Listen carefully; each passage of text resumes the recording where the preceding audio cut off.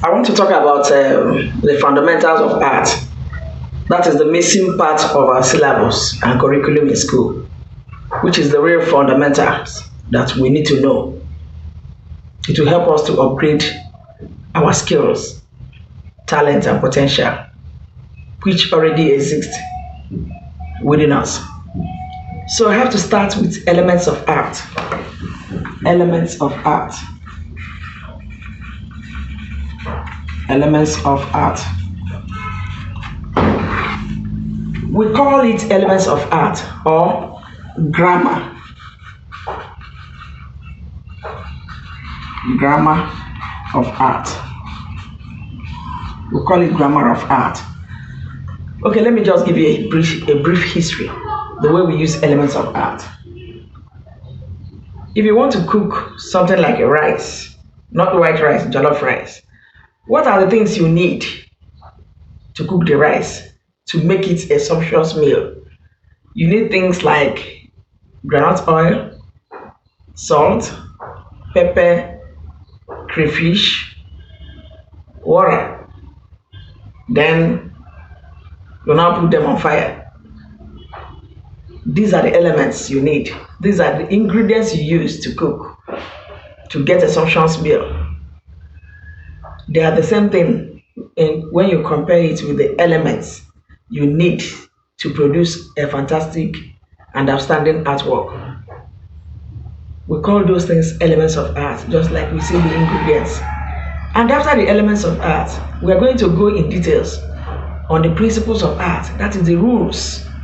How do we cook the rice? The condiments, the ingredients, they are the elements. The procedure, they are the principles of how we do that. So what I want you to listen to is that we call it grammar of art. It has a mnemonics. A mnemonics we call LFTTC. LFTTC. We have line. We have F, form or shape. We have T, the first T, tone. The second T is texture. And the C is color. These are the elements of art: line, form, tone, texture, color. That's the mnemonics, LFTTC. Without line, you cannot draw any object. How do we define line? Most people call it continuation of dots. When you put a dot and you continue, that is when you draw a line. Okay, let me just get a color pencil and give you some sample. This is a line. When you continue, it goes and goes and goes. That is a line. But we have types of lines. We have vertical lines. We have horizontal lines. We have vertical. We have wavy lines. The one like this. We have the ones wavy lines. We have curvy lines. We have zigzag. It can be like this. So we have different types of lines. We have bold lines, thick lines, very thick. We have tiny lines.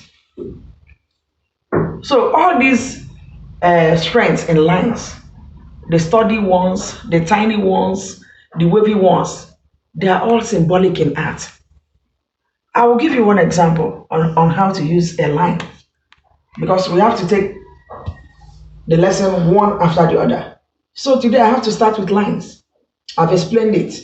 Then I will show you the importance and how powerful lines are. This is the intro. Let me use a landscape for an example. How powerful lines are. Assume that this is a landscape. This is a box where you want to put your landscape.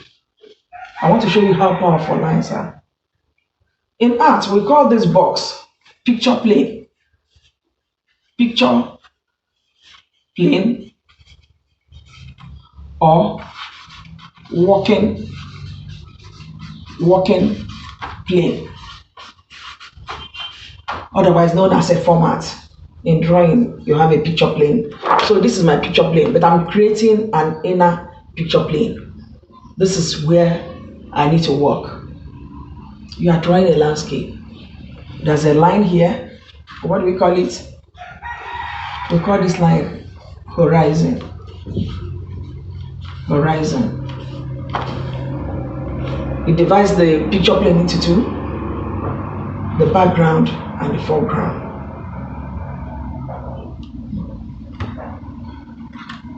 Then you want to start.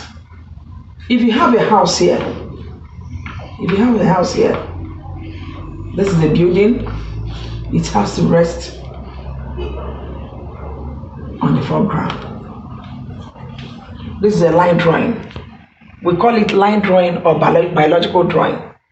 That is how it is. If you want to put perspective is drawing three-dimensional objects on a two-dimensional surface like paper, creating depth and distance. Then I have to put it right here. This is my horizon, this is my background, this is my horizon, this is my foreground. Then I'll start. I want to draw a backdrop with lines. Then I'll start. Assume that this is a pole, electric pole. This is the height. The nearer the object, the more vivid and more clear it is. The second one will start from here. The third one will start. That's how it is. As it goes into the vicinity, it will get smaller and less vivid. Then you can see it as it's reducing. I want you to see how powerful lines. This is an illusion. Can you see it? Here is bigger, here is smaller. This is pure perspective. I am creating three-dimensional objects on a two-dimensional surface. This is how it is when you look at it, but apparently that is not how it is. Then here, I want to put a building. I'll start.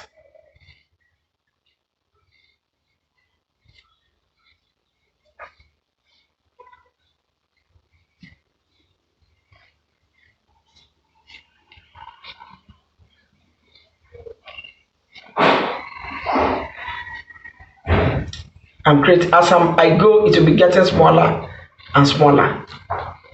But the one in front will be very, very clear and vivid. Then I will create all these things are lines. How powerful the use of lines. The poles, I have to join them. Then here we call it VP, vanishing point. Vanishing point. Human eyes cannot see beyond here. It's like eternity. When you look from here, it's like you're gazing into eternity. You cannot see beyond here. If the weather is hot, you see what we call a mirage, as if water is there. On a very hot, that's it. Then we can continue to create more illusions on the poles. So that is how it is. Before you start putting the trees.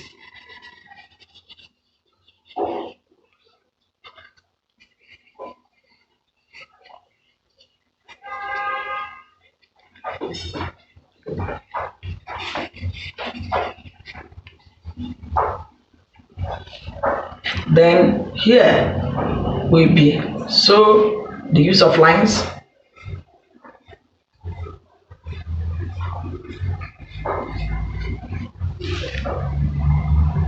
Still the same thing. You can suggest there are many other things on your background. These are with lines.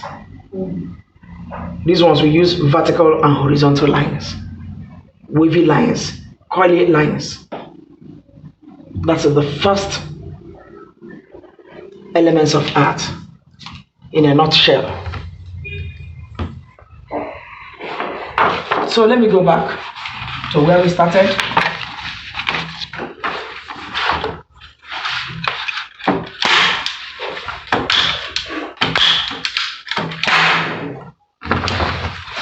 We started with elements of art. In other words, grammar of art. If you master the use of the elements of art, you'll be a very good and sound artist. If you know how to use the elements of art, it will be very easy for you to go about whatever you want to do in art. Be it painting, be it drawing, be it sculpture, be it architecture, be it textile, be it ceramics, be it graphics, all industrial art that we produce in quantity. Elements of art is the basic principles and elements we have to use.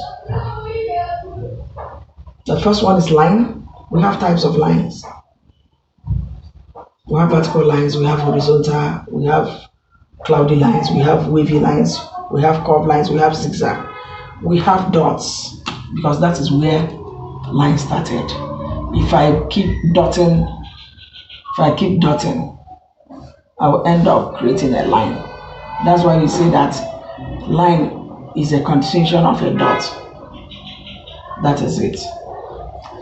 Then, on a nutshell, I will explain this. We call this, the second one is, let me name it, number it, 1, 2, 3, 4, 5. In a nutshell, the second one is form. Form, if you draw a line, it has no meaning. But once you enclose the line, it becomes a form. If this line is like this, it has no meaning in art. It's just a line, curved line. In English, we call it letter C. But once you can complete it anyhow. It will turn to a shape. That's why we call it a form or a shape. If you have something like this in art, that is a form, which started with a line. Then you move on. When you move on, you want to give it a shape, because this one is line drawing. When we come to tone, we'll now add tonality to give it what we call chiaroscuro in fine art, to create light, shade, shadow on an object. So you introduce your source of light. This is my source of light here. I'll start shading. That's my source of light. Here will be dark. Here will be dark. As I'm coming, it will progress. Then, because this is my source of light, here will be what? This is the shadow. That is it.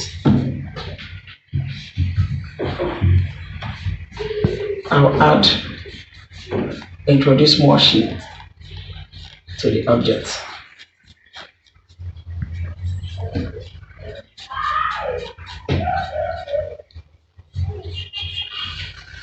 I've added tone. This is the highlight.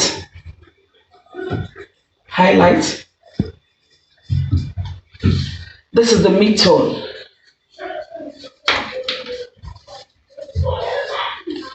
This is the shade. This white part is the refracted light, and this is the shadow.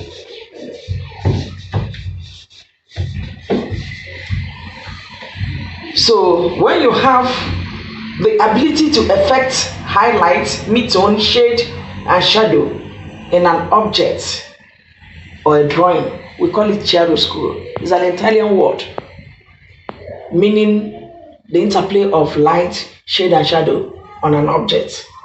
Chiaroscuro, we use a smaller pencil to write it. It's an Italian word. Italian word. Then after the tone, under this we have tone, what we call tonal gradation.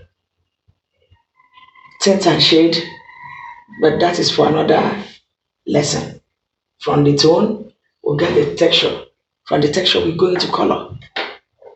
When we come to texture, well, now it's like the surface quality of an object. We have the textures there. Then under color, we have the principles of colors, how to use colors, classes of colors, primary colors, secondary colors, tertiary colors, intermediate colors, complementary, analogous colors, neutrals. This as it. We now go into traits, the use of primary colors. We go into traits, go into intensity, we go into chroma of colors, we go into psychology of colors, the meaning of color, and other things. Thank you. I hope the lesson is very useful. Talking to you is Dr. RitaDoRise Oba. I've been teaching IGCSE for the past 23 years and I've recorded 100% in IGCSE. Once more, my name is RitaDoRise Oba. I'm a teacher. I'm an art teacher. The results of my students will show you how capable I am. Thank you. Hey guys, thanks for watching. Don't forget to like, comment, share, and subscribe and join the colorful family. Bye. Till next time, guys.